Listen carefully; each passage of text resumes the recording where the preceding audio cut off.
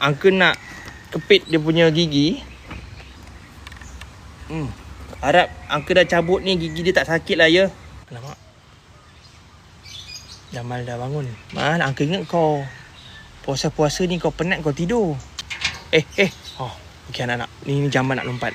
Ini Jamal nak lompat boy. Uncle bagi tahu awal, korang kalau tak nak berbuka tiba-tiba, jangan tengok. Kau terkejut, oh pucut termakan kuih keria. Aduh, aku pula jadi punca ni. Letak tepi makanan. Kalau cepat terperanjat, jangan tengok telefon. Mal, Assalamualaikum. Uncle bawa ayam sedap nak.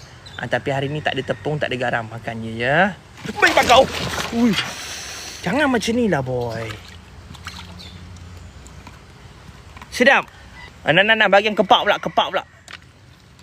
Kepak. Oh belum habis telan. Belum habis telan lagi. Nak Mas, makan elok-elok.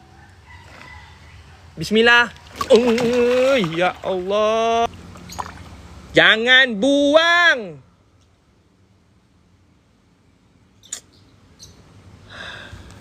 Okay, sekarang kita ada masalah. Jamal dah buang ayam. Anak Jamal ada satu gigi dah terkipak lah. Terkipak lah.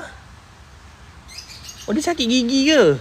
Uncle nak kepit dia punya gigi. Gigi dia dah goyang tu. Bawa pergi jumpa doktor. Bismillah. Man.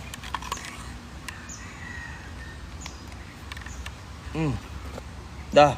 Harap Uncle dah cabut ni, gigi dia tak sakit lah ya. Aduh, hai. Sakit gigi boy. Nak makan? Dah. Kita cuba pula. Kita cuba. Mana tahu lepas ni dah gigi dah cabut. Makan.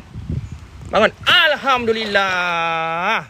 Makan. Mana tahu pasal gigi tadi tak nak makan kan. Kita tak tahu. Dia tahu. Gigi dia. Buka mulut. Pandai.